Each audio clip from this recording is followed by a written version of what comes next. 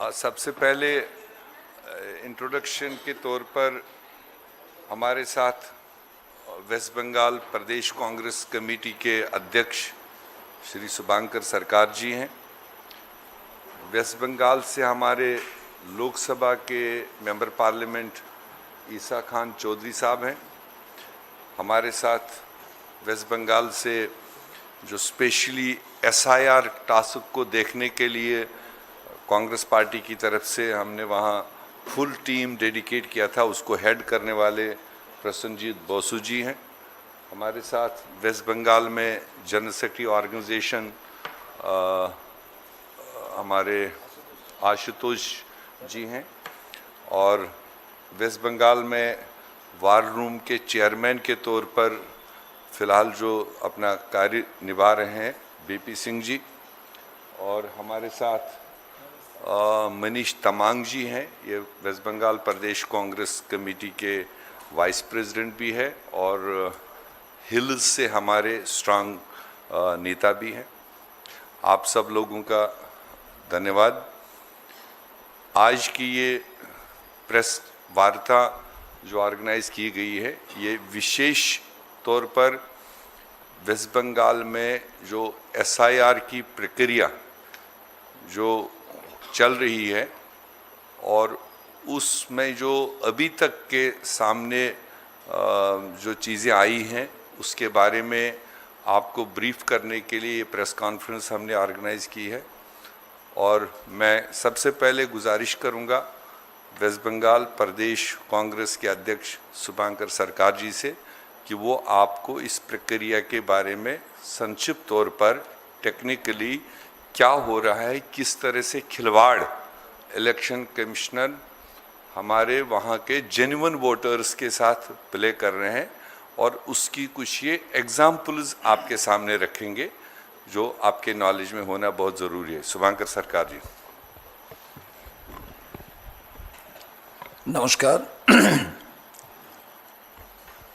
So you know, Bengali speaking people are torturing outside of the state, especially BJP ruling state. So from the headquarters of the AICC, I will speak Bengali. আপনাদের কাছে প্রথমে আমি কিছু হিন্দিও বলবো, ইংরেজিতেও বলবো। আমরা আজকে AICC হেডকোয়ার্টার থেকে এই যে প্রেস বার্তা, আমাদের নেতা গোলাম মোহাম্মদ মীর সাহেব আছেন, SIR কমিটির চেয়ারম্যান প্রসেনজিৎ বাসু, ওয়ার রুমের chairman BP Singhji, member of parliament এবং জেলা সভাপতি মালদার ঈশা খান চৌধুরীজি, আশুতোষ চ্যাটার্জিজি, মনীষ তামাংজি। আপনারা জানেন যে পশ্চিমবঙ্গে 2026-এ নির্বাচন হবে এবং সেটা নির্বাচন কমিশনও জানে। নির্বাচন কমিশন তারা SIR করার সিদ্ধান্ত নিলেন। আমরা কিন্তু SIR-এর বিরোধিতা করিনি, কারণ এর আগে 1951 সাল থেকে 8 বার SIR প্রক্রিয়া হয়েছে। 8 বারের বেশি সময় নিয়ে SIR প্রক্রিয়া হয়েছে, সেটা 2 বছরের অধিক, কোনো সময় 1 বছরের অধিক। তখন এই স্পেশাল কথাটা ছিল না। প্রথমেই যখন আমরা দেখলাম যে SIR প্রক্রিয়া শুরু হচ্ছে, তখন রাজ্য সরকার তারা সিদ্ধান্ত নিলেন যে SIR করতে দেব না। মুখ্যমন্ত্রী স্বয়ং বললেন এবং বিজেপির নেতারা বললেন যে পশ্চিমবঙ্গে 1.5 কোটি 1 কোটি 20 এই রকম বিদেশি আছে, রোহিঙ্গা আছে, এদের বাদ দিতে হবে। এই প্রক্রিয়ায় SIR শুরু হলো। আজকে মূল বিষয়বস্তু, বিহারে SIR প্রক্রিয়া হয়েছে। আপনারা জানেন, প্রথম দিন থেকে রাহুল গান্ধী বলছিলেন আমাদের নেতা যে সংবিধানের বাইরে কেউ নয়, কিন্তু আমরা দেখলাম নির্বাচন কমিশন বারে বারে তারা বিভিন্ন নিয়ম পরিবর্তন করেছে এবং এই SIR প্রক্রিয়ায় এই 12টি রাজ্যে যে হচ্ছে লজিক্যাল ডিসক্রিপেন্সি, প্রথম যে তালিকা বেরোলো 58,20,000, যার ভেতরে মৃত ভোটার, নন ট্রেসেবল এবং যারা এক জায়গা থেকে অন্য জায়গায় শিফটেড ভোটার, এরপরে 1,51,00,000 মানুষকে তারা লজিক্যাল ডিসক্রিপেন্সিতে নোটিশ পাঠালেন। প্রথমে আপনারা জানেন যে যখন উপস্থিত হলেন হিয়ারিংয়ে, কাউকে কোনো অ্যাকনলেজমেন্ট দেয়া হলো না। তারা পাস করলেন না ফেল করলেন ডকুমেন্টস দেখানোর ক্ষেত্রে কিছুই বলা হলো না। সুপ্রিম কোর্টের ইন্টারভেনশনে তারপরে অ্যাকনলেজমেন্ট দেওয়ার কথা হলো।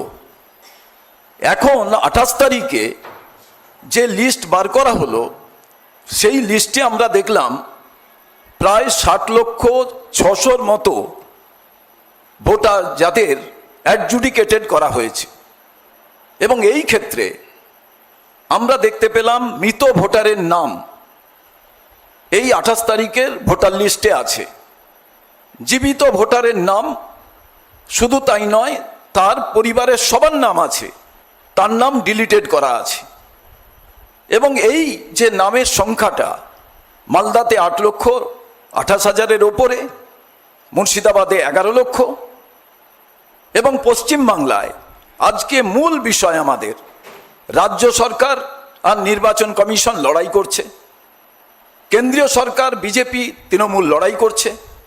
নির্বাচন কমিশনের যে কাজ সেটা হচ্ছে জেনুইন ভোটারের নাম যাতে ভোটার লিস্টে থাকে। আজকে ভাবুন, অমর্ত্য সেনকে ডাকা হয়েছিল, তিনি গেছিলেন, তার নাম উঠেছে। আজকে চিফ সেক্রেটারির নাম অ্যাডজুডিকেটের মধ্যে, আমাদের দুবারের বিধায়ক তার নাম অ্যাডজুডিকেটের মধ্যে, আজকে রিচা ঘোষ তার নাম, আজকে চিফ সেক্রেটারি আপনারা জানেন তার নাম। তো পশ্চিম বাংলায় আজকে ঈশা খান চৌধুরী এখানে আছেন, একসঙ্গে যারা মালদায় জন্মেছে, কারুর নাম আছে কারুর নাম নেই। সেই ব্যক্তি যখন এসে কংগ্রেসের কাছে বলছেন যে একসঙ্গে জন্মেছি, একসঙ্গে বড় হয়েছি, খেলেছি এই জায়গায়, মায়ের নাম আছে, বাবার নাম আছে, ছেলের নাম নেই, কি করে সম্ভব হয়? এবার গণতন্ত্রের উৎসব নির্বাচন, সেই নির্বাচনের কথা আজকে পশ্চিমবাংলায় নির্বাচন কমিশন তারা বলছেন সবাই মিলে ভোট দিন, ফ্রি ফেয়ার ভাবে ভোট দিন, কিন্তু ফিয়ারলেস যেটা সেটা তো কোথাও যাচ্ছে না। আজকে ভাবুন, জেনুইন ভোটার তার নাম যদি ভোটার লিস্টে না থাকে, সেটা গণতন্ত্রের উৎসব না গণতন্ত্রের কবর না গণতন্ত্রের শ্মশান যাত্রা, সেটা আমরা জানতে চাই। আমরা বারে বারে নির্বাচন কমিশনের কাছে গেছি। আজকে নির্বাচন কমিশন সে রাজ্য সরকারের সঙ্গে লড়বে, না কেন্দ্রীয় সরকারের কথা শুনবে, না সাধারণ ভোটার যারা তাদের কনফিডেন্স বিল্ড আপের জন্য চেষ্টা করবে। এই যে 60 লক্ষ অ্যাডজুডিকেটেড, আমরা চাই এই সমস্ত ভোটারকে আপনাদের মূল তালিকার মধ্যে আনতে হবে এবং এনে নির্বাচন করতে হবে। কারণ লজিক্যাল ডিসক্রিপেন্সি যখন আপনারা করেছিলেন, সেই সময় কেন আপনারা বললেন না যে কোনটা ঠিক কোনটা বেঠিক? আমরা সুপ্রিম কোর্টের কাছে আবেদন করেছিলাম যে সুপ্রিম কোর্ট যেন ইন্টারভেনশন তার প্রয়োজন, কারণ পশ্চিমবঙ্গের ক্ষেত্রে যে কেন্দ্রীয় নির্বাচন সংস্থা এবং পশ্চিমবঙ্গের সিও এরা সবাই মিলে টোটাল বিষয়টাকে তালগোল পাকিয়ে দিচ্ছে। সুপ্রিম কোর্ট তার নির্দেশে আজ যারা জুডিশিয়াল অফিসার দেখভাল করছেন, নির্বাচন কমিশন তাদের ঘাড়ে দায় চাপিয়ে দিচ্ছেন। আমরা যখন দেখা করলাম বলছেন ওনারা এবার বুঝে নেবেন। এবার আমরা জানতে চাইছি, জেনুইন ভোটারকে বাদ দিয়ে নির্বাচন যে করবেন সেটা তো গণতন্ত্রের উৎসব হবে না। অতএব আমাদের মূল বিষয় যে একটিও জেনুইন ভোটার যাতে ভোটার লিস্ট থেকে বাদ না যায়, এটাই আজকে আমাদের মূল বিষয়। এবং সেই ক্ষেত্রে আমরা মনে করি কোথায় রোহিঙ্গা, কোথায় বিদেশি ভোটার, এইগুলো তো কোনোটাই নেই। এই ক্ষেত্রে আমাদের মূল বিষয় আজকে এখান থেকে প্রেস কনফারেন্স করার একমাত্র উদ্দেশ্য, আমরা নির্বাচন কমিশনের কাছে গেছিলাম, আমরা জ্ঞানেশ কুমারজির সময় চেয়েছিলাম 2রা মার্চ, তিনি সময় এখনো পর্যন্ত দেননি। তাই আমরা গিয়ে দেখলাম নির্বাচন কমিশনের লোকেরা ভয় পেয়ে তারা আমাদের সঙ্গে কথা বললেন না। আমরা চিঠি জমা করালাম এবং আমাদের মূল দাবি যে আমরা 294টা নির্বাচনে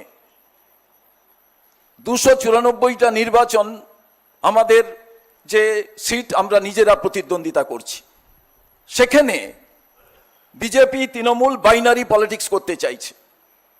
এবং সেই বাইনারি পলিটিক্সটা হচ্ছে যে এরা এই নির্বাচনের ক্ষেত্রে জেনুইন ভোটারের নাম বাদ দেওয়ার ক্ষেত্রে কেউ কোনো মাথা ঘামাচ্ছেন না।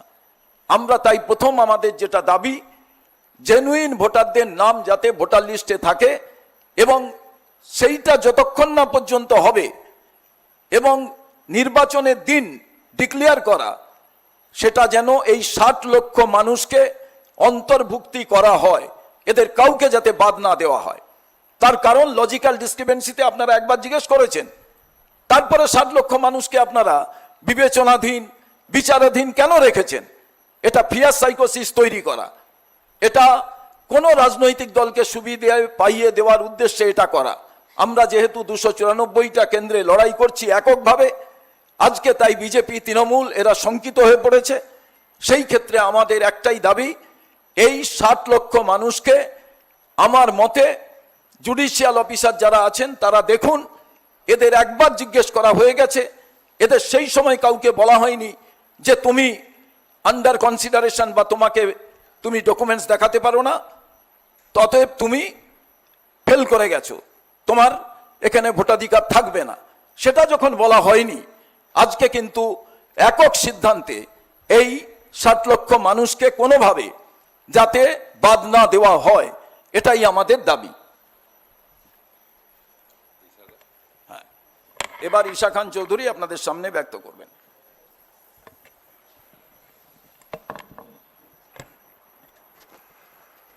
সবাইকে আমি আমার ভালোবাসা জানাই। উপস্থিত আমাদের এআইসিসি লিডারশিপ ইনচার্জ বেঙ্গল গোলাম আহমদ মীর, উপস্থিত আমাদের পিসিসি প্রেসিডেন্ট, উপস্থিত আমাদের ভিপি সিং, উপস্থিত আমাদের অতুষ্টস বাবু, আরও আমাদের এআইসিসি পিসিসি নেতৃবৃন্দ। আজকে আপনারা শুনলেন যে কিসের জন্য প্রেস কনফারেন্স ডাকা হয়েছে। আমি শুরু করতে চাইছি, আপনার সামনে কিছু আমি রিড করব আপনাদের পার্সেন্টেজ যে আন্ডার এডুকেশন হয়ে গেছে মালদা ডিস্ট্রিক্টের, আমার ডিস্ট্রিক্ট, যেমন রতুয়া আর Harishchandrapur 36% under education, Manikchak 25%, Mothabari Malatipur constituency assembly constituencies 40%, বয়সমরাগা 32%, সুজাপুর 53%। তো আপনারা এখানে বুঝতে পারবেন যে এটা কোনো লজিক্যাল জিনিস নয়, এটা একটা ইলজিক্যাল প্রসেস হচ্ছে। যখন আমি ইলেকশনের 5 দিন আগে আপনি 50% ভোটার্স 40% ভোটার্স বাদ দিবেন, তো একটা ইলেকশন কি করে হবেন? আপনি এখানে কোনো সেন্স আছেন? 40%, 35% থেকে 50%, আর সেখানে আপনি কোনো গ্যারান্টি দিচ্ছেন না।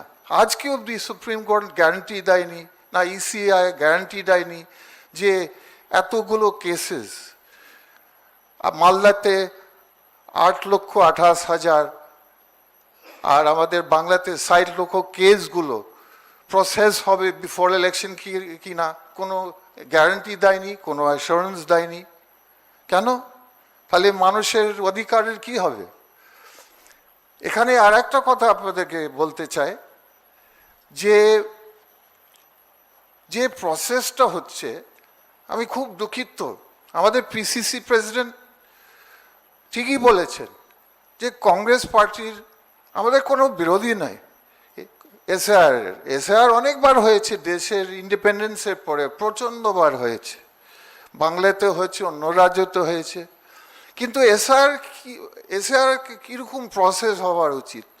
এসআর হচ্ছে একটা bureaucratic neutral process without any political interest. এটা তো হওয়ার উচিত একটা ভোটার লিস্টের রিভিউ, তার আগে এরকমই হতো।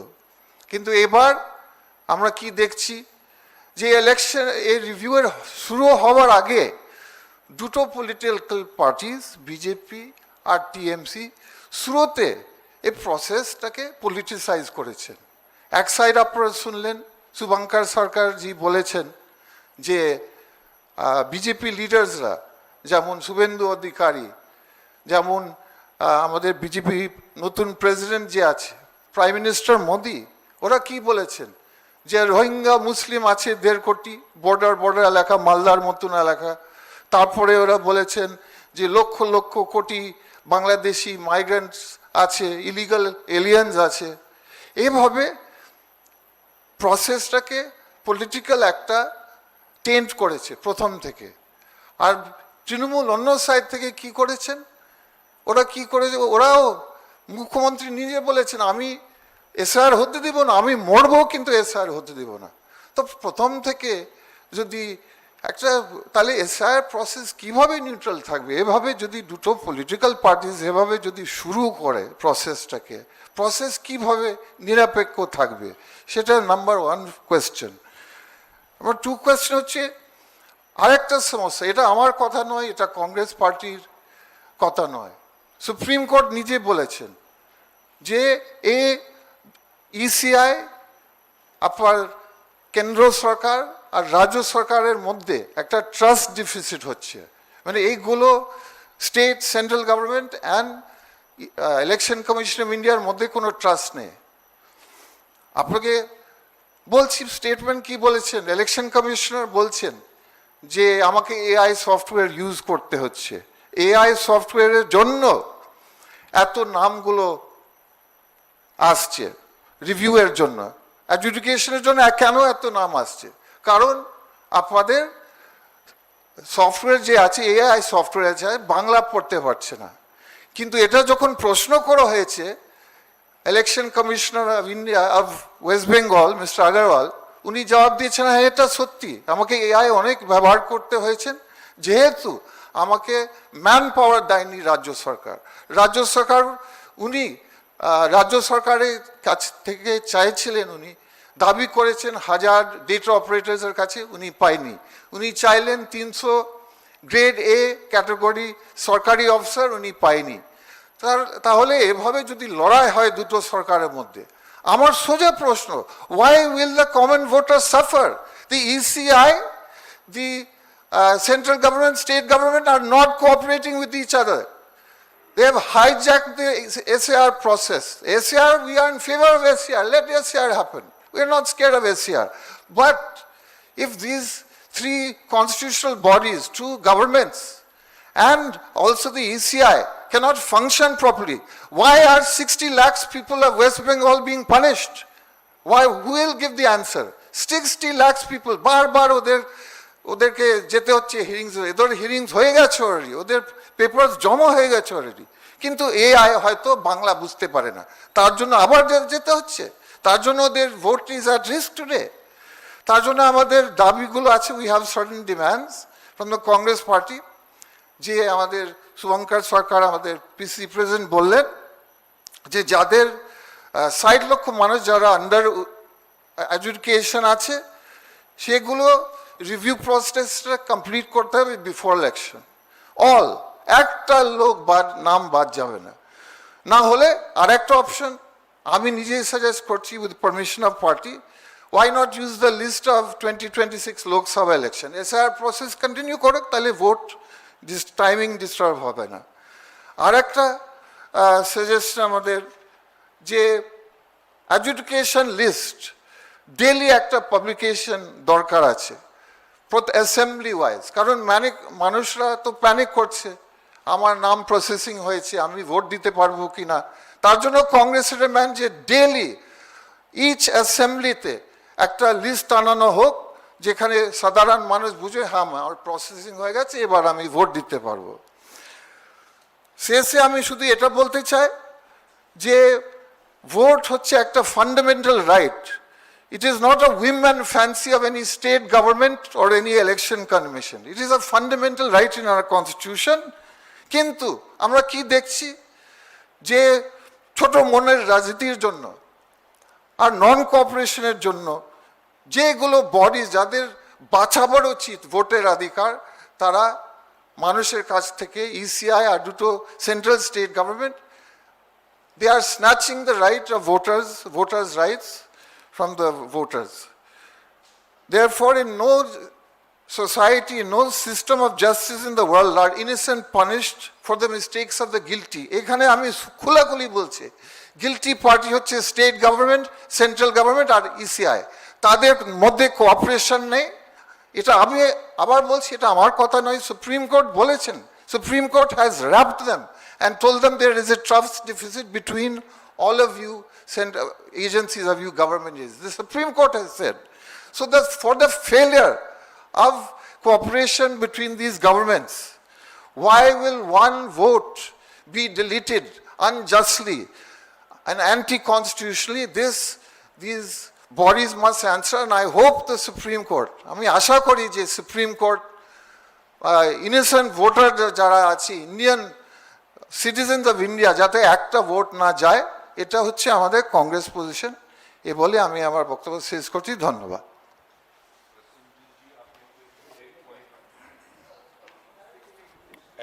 Yeah, fine. I'll just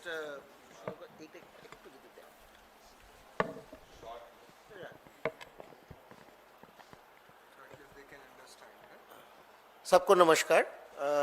Actually, on behalf of the West Bengal Pradesh Congress Committee, we have submitted a memorandum to the Election Commission of India just a while ago, and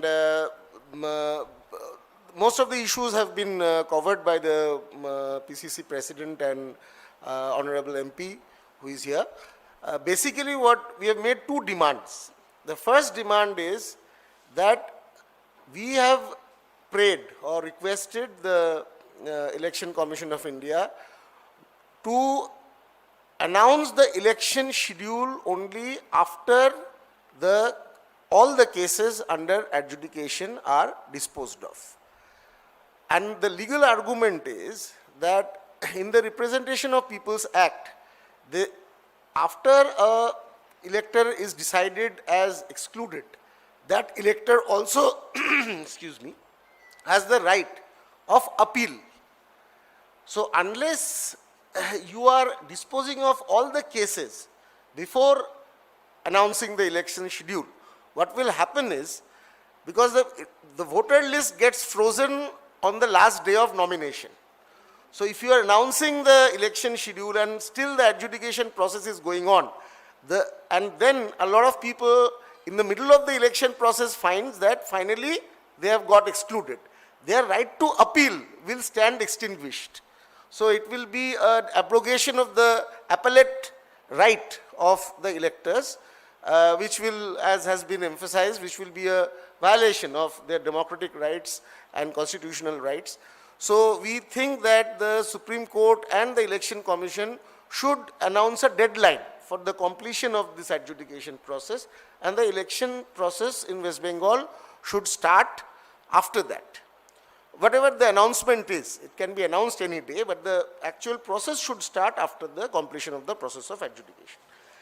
Finally, we want to draw everybody's attention to a very serious anomaly that has been revealed in the data that has been presented by the CEO West Bengal office. On 20th of January, after the completion of the claims and objections process, the CEO West Bengal had reported that around 9.64 lakh Form 6 applications were received, and only 99,000 Form 7 applications were received. This is CEO West Bengal's bulletin and their data. But the final press note which they have issued on 28th of February, this states that out of the 9.5 lakh plus Form 6 applications, they have accepted only 1.8 lakh applications, which actually means that a very large number, almost 8 lakh, 7.8 lakh Form 6 applications, which is for addition, they have been not accepted, they have been rejected. More importantly, the Election Commission has notified that only 99,000 Form 7 deletion applications were received till the last day of the claims and objections. But their final reporting is that 5,46,000 voters have been deleted through Form 7 applications. So where did these Form 7 applications come from? After this date was over. So this is a very serious matter. So we have demanded, we have drawn the attention of the Election Commission to this anomaly, and we have demanded a re-verification of both the Form 7, the huge number of Form 7 applications which were submitted after the final date of claims and objections, and the very large number of rejection of Form 6 applications. We want them to re-verify this, because if you look at the Bihar or the Tamil Nadu experience, the inclusions are always, in Bihar it was over 21 lakh, in Tamil Nadu it is 27 lakh, whereas deletions are much less. But in West Bengal's case, it is the other way around. The deletions are far more and the inclusions, fresh inclusions are far less, which actually shows that the Election Commission has been emphasizing exclusion over inclusion, which is not in keeping with the stated objective of the SIR, that not one genuine voter should be left out and not one fake voter should be included. So we have drawn the attention of the Election Commission to this matter. Thank you.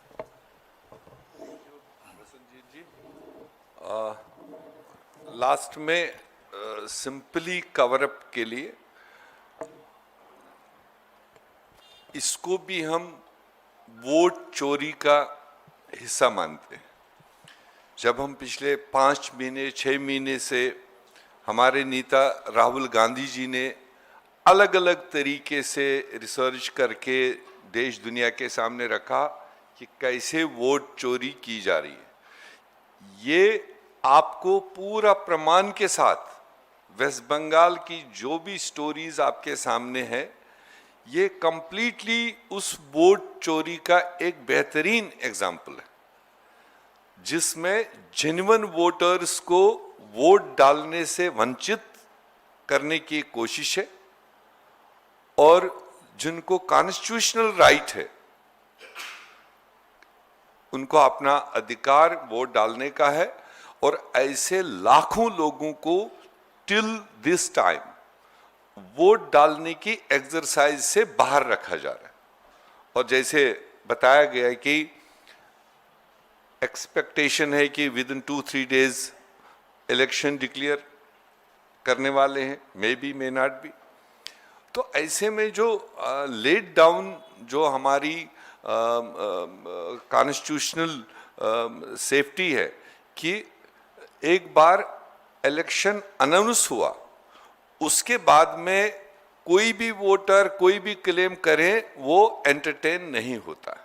तो ऐसे में जब 60 लाख के आसपास voter अभी question mark में है, अभी जुडिशियल रिव्यू में है, उनकी क्लियरिटी आए बगैर आप इलेक्शन डिक्लेयर करोगे तो ये वोट चोरी नहीं तो क्या है।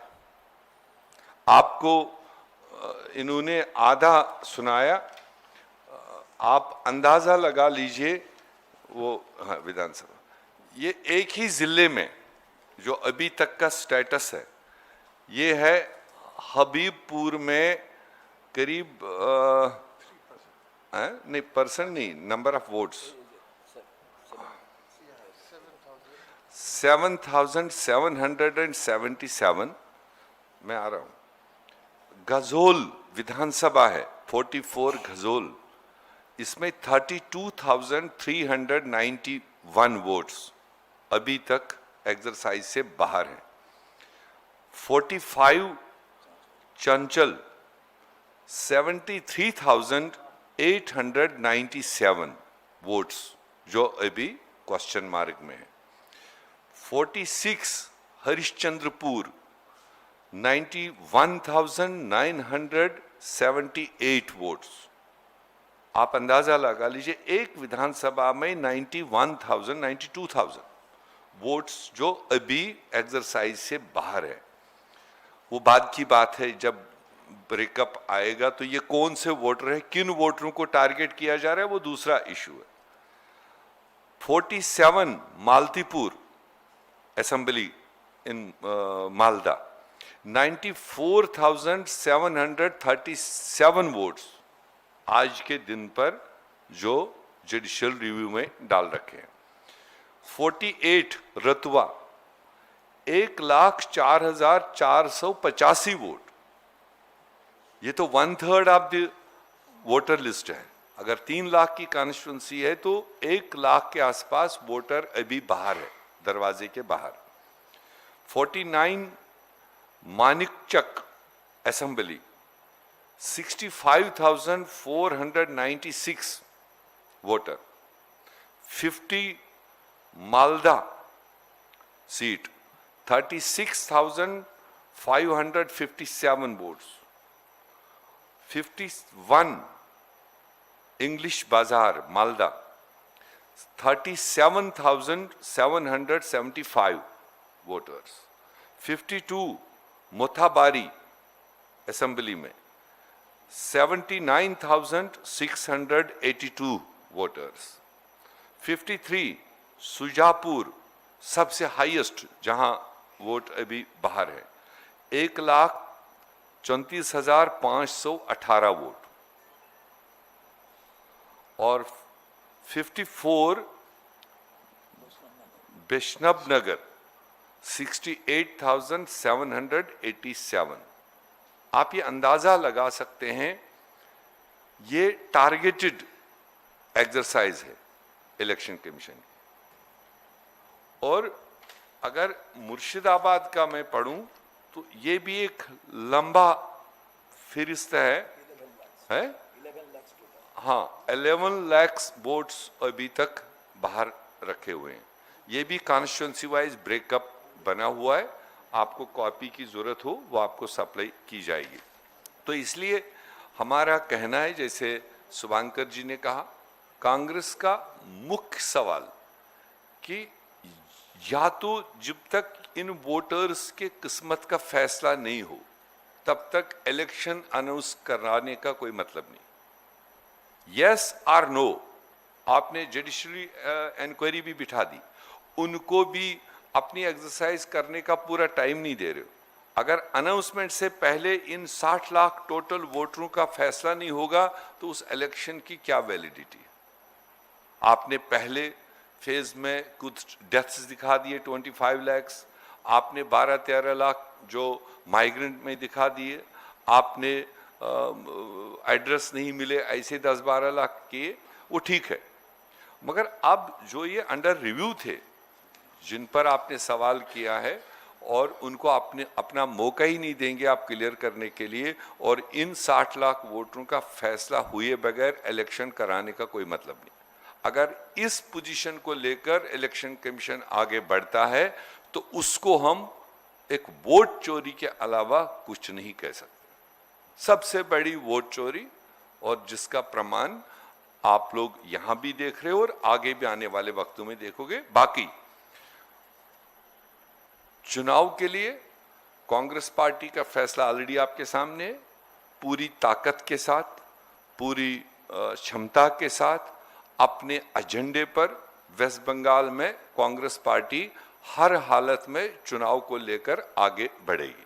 और हमारा जो सीनियर लीडरशिप है वो इस चुनाव में, और खासकर ये तो हम इसीलिए भी आगाह कर रहे हैं, इन केस इस चीज पर सेटल डाउन नहीं हुआ तो सीनियर लीडरशिप अपने अप्रोप्रिएट टाइम पर इसमें इन्वॉल्व होगी और लोगों के खातिर जेन्युइन वोटर कोई रह न जाए, जेन्युइन वोटर कोई वोट से वंचित न रह जाए, उस चीज की आवाज कांग्रेस पार्टी उठाएगी और वो लड़ाई हम अंतिम चरण तक लड़ेंगे। Thank you.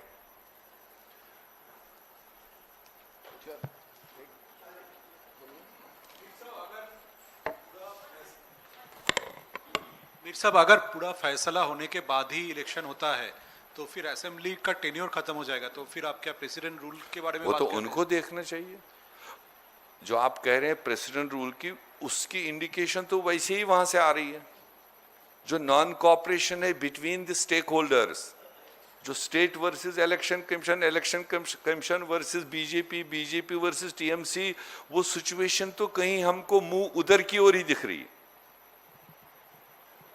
अगर कोई भी स्टेक होल्डर एक दूसरे को कॉपरेट ही नहीं करे, एक दूसरे के फैसले को ही मानने के लिए तैयार नहीं, तो सिचुएशन तो कुछ ऐसा इंडिकेट कर ही रही है कि शायद ये भी एक सोच होगा कि स्टेट और इलेक्शन कमीशन एक पार्टी और वर्सेस दूसरी पार्टी, इसमें कोई गैप देखी जा रही है कि क्यों ना फिर प्रेसिडेंट रूल लगा करके प्रेसिडेंट रूल के, और इसीलिए ये चीजें डिले भी हो रही है। ये वो भी जान रहे हैं, जो हम सवाल कर रहे हैं यहाँ पर, ये उनको भी पता है कि before clearance of each every genuine voter they can't go ahead with the election, वो पेंडिंग रहेगा। तो इसलिए हो सकता है ये चीज उस डायरेक्शन की ओर मूव हो रहा है जो आपने बात बताई। हाँ।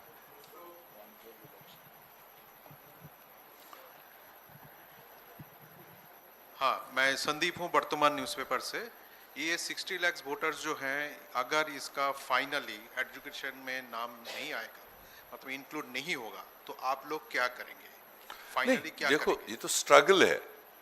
हम तो इसीलिए हर लेवल पर आज ही इलेक्शन कमीशन को, चीफ इलेक्शन कमीशन को यहाँ दिल्ली देकर आए, आपके सामने बात कर रहे हैं, देश दुनिया सुनेगा। वहाँ प्रदेश में हम इस चीज़ की लड़ाई लड़ रहे हैं। हम तो सही टाइम पर सही आवाज़ उठाने का काम ले ही रहे हैं। अगर उसके बावजूद भी इलेक्शन थोपा जाएगा तो इलेक्शन से भागने वाली कांग्रेस तो है ही नहीं। हम तो हर सिचुएशन में, मगर जो लक्यूनाज रहेंगे, जो क्वेश्चन रहेंगे, वो रहेंगे। तो ये देखना इलेक्शन कमीशन का काम है, क्या ये जख्मी होकर के इलेक्शन में जाना चाहेगा या जख्म को मरहम लगाने के बाद में इलेक्शन में जाएगा। और ये जो प्रोसेंजर जो बोल रहे थे कि 9.6 लाख वोटर्स को इंक्लूशन करने के लिए एप्लीकेशन दिया गया था, फाइनली 1,08,000 समथिंग हुआ है और 5 लाख डिलीशन हो गया, तो इसके लिए सीईओ वेस्ट बंगाल क्या बोल रहे हैं?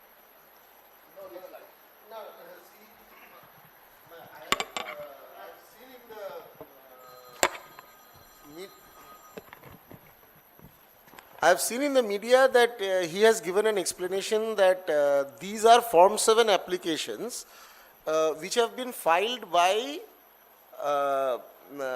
the EROs themselves. I have seen in terms of the difference in numbers of the accepted Form 7 till 20th of January and what they are reporting now.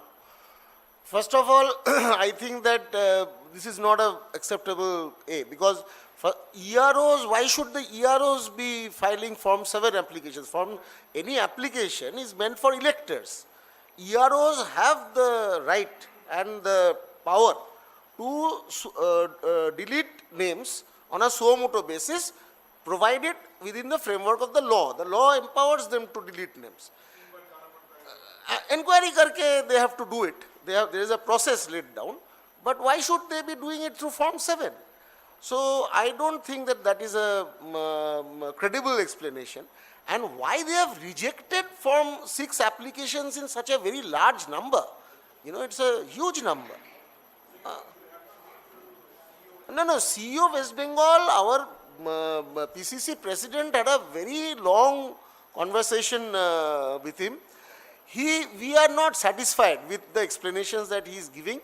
That is why we have approached the Central Election Commission today, and it is more than obvious already Honorable PCC President has filed a petition in the Supreme Court, and because of, we know that the Chief Minister of our state almost, tried to advocate her own case. But the Pradesh Congress actually had filed a case much before the Chief Minister had done. So we will, the legal option is also open. We will certainly explore all democratic options to prevent this kind of a disaster from happening. हमारा ये है कि अगर election commission इन 60 लाख वोटों का तकदीर का फैसला करने में अगर आज से for example next 15 days time देता है, जो भी उनको पूरा करना है, 15 डेज आगे करने से अगर आगे असेंबली ऑर्गेनाइज करने में किसी वजह से उनको बाधा आ रही है, तो उस सूरत में ऑप्शन है उनके पास, they can choose to go in one phase election like other states are going. One phase election, उससे टाइम बचेगा इधर, और आप थोड़ा सा आगे जाकर एप्रोप्रिएट टाइम का वो फिक्स कर लीजिए और वन फेज में जाइए with free, fair and fearless election. वो हमारी बहुत ही डिमांड, क्योंकि आप सब लोग जानते हो दोनों पार्टीज मनी एंड मसल लेकर चुनाव में उतरते हैं. तो ऐसे में उसमें भी एक इलाज ये निकलेगा, जब मल्टीपल फेजेस होते हैं तो इनको मोबिलिटी एक फेज से दूसरी फेज में वो उस हिसाब से अपनी कन्वीनियंस के हिसाब से दिल्ली वाले भी कर रहे हैं और सो सूट करता है लोकल पार्टी को भी. तो ऐसे में कांग्रेस की ये इच्छा है कि फिर वन फेज में जाओ, एक दिन में इलेक्शन कराओ, जो जहां पर है, जो जिस पोलिंग बूथ पर है वहीं पर एंगेज होगा. एक पोलिंग बूथ से तीसरे पोलिंग बूथ जाने का उसको मौका नहीं मिलेगा, और सिक्योरिटी भी सफिशिएंट डिप्लॉय हो और उसमें किसी का फेवर ना हो. एप्रीहेंशन है, सेंट्रल फोर्सेस डिप्लॉय करेंगे, they may favour to one party, and the local government है, उनके डिप्लॉयमेंट जो है वो अपने उसको करेंगे. वन फेज वन इलेक्शन करके वो सारी एप्रीहेंशंस का भी इलाज निकलेगा. শুভঙ্কর দার কাছে আমার একটা প্রশ্ন আছে, সেটা হলো মুর্শিদাবাদ এবং মালদাই কংগ্রেসের সবচেয়ে সম্ভাবনাময় জায়গা আর কি. তো সেক্ষেত্রে ওই দুটি জেলা, বিশেষ করে মুর্শিদাবাদ এবং মালদাই, সংখ্যালঘুদের একটা বিরাট অংশের ভোট মুর্শিদাবাদে কংগ্রেস পেয়ে থাকে, মালদাতেও তাই. তো এবার এই যে অ্যাডজুডিকেশনের তালিকায় এই দুই জেলায় 19 লক্ষ লোকের নাম মানে অ্যাডজুডিকেশন তালিকায় রয়েছে, সেক্ষেত্রে আপনারা কতটা আশাবাদী ওই দুই জেলার ক্ষেত্রে পার্টিকুলার? देखिए, 2-3 चीज मैं क्लियर करना चाहता हूं. एकदम फर्स्ट डे से कांग्रेस सड़क पर है, दूसरी कोई पॉलिटिकल पार्टी नहीं था, और एक भी जेन्युइन वोटर उसका नाम वोटर लिस्ट में नहीं रहेगा, कांग्रेस सड़क पर होगा, उससे बाहर नहीं जाएगा. और चुनाव आयोग को हम लोग बोलना चाहता है, जो इलेक्शन एक फेस्टिवल है और डेमोक्रेसी तो भी जिंदा रहेगा. जो चीज पहला मैंने बताया, अभी भी बोल रहा हूं, 294 सीट में कांग्रेस लड़ रहा है आफ्टर 20 इयर्स. इसमें आज भाजपा हो, टीएमसी हो और राज्य सरकार, केंद्रीय सरकार, दोनों का जो आज एक फियर साइकोसिस बना है अपना अंदर में, उसको मैं बताना चाहता हूं. कोई ऐसा, मुर्शिदाबाद स्ट्रॉन्गेस्ट कांग्रेस होल्ड है, मालदा कांग्रेस का एकदम मिट्टी है, उधर से नाम डिलीट करके फिर जीत जाएगा, ये ऐसा कोई सोचे कांग्रेस मुसीबत में आ जाएगा, ये कभी ना सोचे. क्यों? बंगाल का जनता को पता हो गया, जो राहुल जी ने पहला एक हिस्टोरिकल प्रेस कॉन्फ्रेंस का माध्यम से बताया गया था, चुनाव आयोग एंड सेंट्रल गवर्नमेंट का जो नेक्सस है, और ये वोट चोरी का बात जो अभी हमारा जनरल सेक्रेटरी जी ने आपका सामने बताया, ये वोट चोरी भाजपा चुनाव आयोग का साथ मिलके जो कर रहा है, बंगाल में वोट चोरी का जो ट्रेडिशन, ये ट्रेडिशन हर समय हर चुनाव में हम लोग देख चुका है. तो आज बंगाल के अंदर में डेवलपमेंट के लिए हर इंसान एक क्राई एंड डिमांड है, जो कांग्रेस को फिर सत्ता में आज आगे बढ़ाने का. तो इसमें मेरा जो अभी जो इंफॉर्मेशन मिला, आज ईसा जी इधर है, मालदा में जितना भी वोट काटे, फिर भी मालदा का हिंदू मुसलमान एक होके वो लोग बरकत गनी खान चौधरी का जो मिट्टी है उसको कांग्रेस को आगे बढ़ाएगा। और मुर्शिदाबाद में आपको सबको पता है जो मुर्शिदाबाद भी कांग्रेस का स्ट्रांग बिल्ड है, उधर हमारा नेता अधीर चौधरी जी भी है। तो आज जितना भी कोशिश करे रायगंज, मुर्शिदाबाद, मालदा, जो उत्तर दिनाजपुर एंड पुरुलिया जो बेल्ट है, एंड कलकत्ता, आपने जाइए 294 में कांग्रेस लड़ रहा है। इसलिए बाइनरी ज्यादा अभी ये दो जो टीएमसी एंड भाजपा एंड चुनाव आयोग ये आपस में लड़ रहा है। हर इंसान मुसीबत में है। क्यों हर इंसान मुसीबत में होगा? ये अपना अपना जो उनका जो काम करने का था वो काम नहीं कर रहे हैं। इसका नतीजा आज ऐसा स्थिति में पहुंच गया है। आज मैं जानना चाहता हूं ये जो 60 लाख वोटर है, हर रोज अपडेट चाहिए कितना वोटर का नाम वो लोग जुडिशियल इंक्वायरी करने का बाद और जज करने का बाद लिस्टेड होगा। ये जनता जानना चाहता है बंगाल का अंदर में। ऐसा नहीं है जो 9 तारीख को मैंने इतना लिस्ट लगा दिया है, बाकी लोग पूरा वो आतंक में है। तो बंगाल का जो एक माहौल बन गया आतंक का, उसका विरोध में कांग्रेस सड़क पर रहेगा। और आने वाला दिन में हर इंसान को हम लोग एक कॉन्फिडेंस देना चाहता हूं, कांग्रेस जब तक है तब ये डेमोक्रेसी, ये जो इलेक्शन फेस्टिवल ये कांग्रेस ने 1952 में पहला चुनाव कराया था, ये चुनाव बंद करने का जो साजिश और कॉन्स्टिट्यूशनल जो बार लगाने का प्रयास भाजपा ने कर रहा है, उसका विरोध में हम लोग सड़क पर रहेगा। और आने वाला दिन में हमारा ये काम हम लोग करते रहेंगे। आज आपका माध्यम से बताना चाहता हूं, कोई भी जेन्युइन वोटर को वोटर लिस्ट से बाहर होके ये चुनाव नहीं होगा, ये कांग्रेस का वादा है। सर एक मिनट, एक क्वेश्चन मेरा ले लीजिए सर कि ये जो एनॉमलीज हैं इनके लिए आपके पास टाइम तो बहुत कम है और जो चीफ इलेक्शन कमीशन है वो इक्वलेंट है आपके हाई कोर्ट के जज के अकॉर्डिंगली। तो इसका जो फैसला है वो तो सुप्रीम कोर्ट ही कर सकता है। और उसके लिए आप जो एक्सटेंशन ऑफ इलेक्शन है जिसकी आपने अभी चर्चा की है, तो उसकी अर्जी जब तक नहीं डालेंगे तब तक वो इलेक्शन कमीशन की ही पावर है कि वो कब इलेक्शन डिक्लेयर कर दे। देखिए, मैं एक चीज बताना चाहता हूं, अभी चुनाव आयोग ने सब जुडिशियरी का बात बोल रहा है। कलकत्ता में जो सीओ है वो बोल रहा है मैं ही मेंबर हूं, ये जो चीफ जस्टिस को लेके कमिटी है वो लोग बताएंगे क्या है। आप लोग आ जाइए, अच्छा से वोट डालिए। एक जो डेमोक्रेसी का एक बड़ा फेस्टिवल है उसमें पार्टिसिपेट कीजिए। अरे 60 लाख आदमी को आपने बाहर रख के क्या फेस्टिवल होगा? ये बात नहीं वो लोग बोल रहे हैं। और सुप्रीम कोर्ट का पास हमारा ये मांग होगा, ये हमारा अपील होगा, जो सुप्रीम कोर्ट का लुकअफ्टर में ये चुनाव होना चाहिए, तो भी फ्री फेयर एंड फेयरलेस चुनाव हो सकता है। नहीं तो गणेश कुमार जी जो काम कर रहा है, ये देखिए, एक इंसान कोई पॉलिटिकल पार्टी लड़ सकता है, चुनाव आयोग क्यों लड़ेगा? चुनाव आयोग किसी का पार्ट क्यों होगा? मैं तो चुनाव आयोग का पास ही मेरा ये मांग है जो कोई इंसान ऐसा नहीं होना चाहिए जो वोटर लिस्ट से बाहर।